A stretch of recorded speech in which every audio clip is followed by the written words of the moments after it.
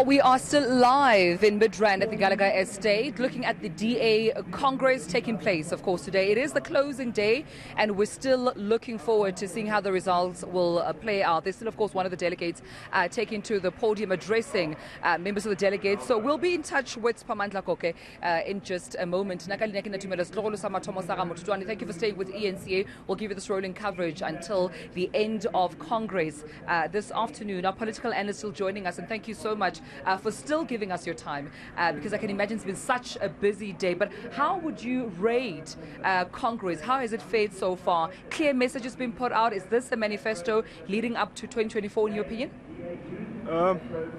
I don't think the Democratic Alliance will show a change in character based on how the proceedings have been over the past 2 days. For instance, right now, Congress is going through resolutions of conference in terms of policies and stuff. But if you look at conference pre-packaged material, the resolutions were already taken. So there's an indication that there's already an established standpoint in terms of where the party wants to go. Congress is just here to rubber stamp those resolutions. That indicates that the party won't change much in terms of its character. Let's talk about that character. What does it look like at the moment? Look, the Democratic Alliance is a very neoliberal party with some aspects of conservatism. It shows even in the policy discussion documents.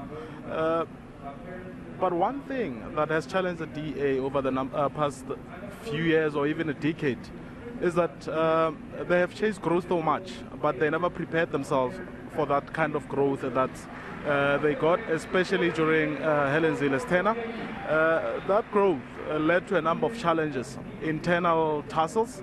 You'd remember that there was a so-called black faction in the DA at some point. That ultimately, I think, was the starting point for the mass exodus of black leaders we've seen over the years. So they have never prepared themselves for the kind of growth that they anticipated. I want to talk about some of the challenges that have penetrated the Democratic Alliance. Have they been honest, in your opinion, throughout this weekend about those challenges and what they're doing about it? You've mentioned one of them, the exodus of black leaders. Helen Mashaba, Musi Maimani, the economic policy leader, Gwen Ngwenya, also recently resigning, heading to private sector. Bongani Baloyi used to be, one of the mayors in one of the metros. In your opinion, have they been honest about these challenges and explaining to their delegates, suppose their membership countrywide, watching what they're doing about those challenges? No, the Democratic Alliance has not been honest about that.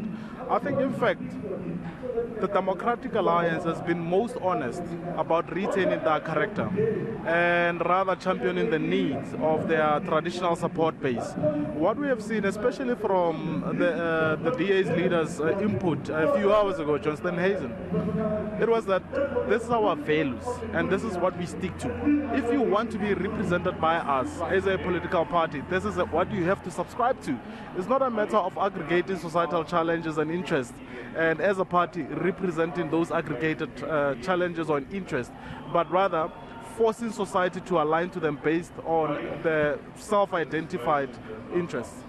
Could Mpho Phalatse be the answer to the DA when it comes to their racial issues, especially when it comes to racial integration, black leaders being heard, being seen? I know it's one of the issues that even former, DA youth leader Mbalintuli mentioned, being seen, being heard as a member of the Democratic Alliance. I know that she believes that now is the time for a black woman leader who will take the party to 2024 elections. But do you think she does stand a chance against John Steenhuisen? I do not think so. I think what we're going to witness when the election results come out, it's going to be the retaining of the current leadership mostly. And an individual leader can't change the character of this political party. The identity is institutional. It does not depend on an individual political leader like Mpho Phalatse. To be quite honest, I do not think that Mpho Phalatse has sufficient qualities to ascend to the highest position within the party based on the identity of the party itself.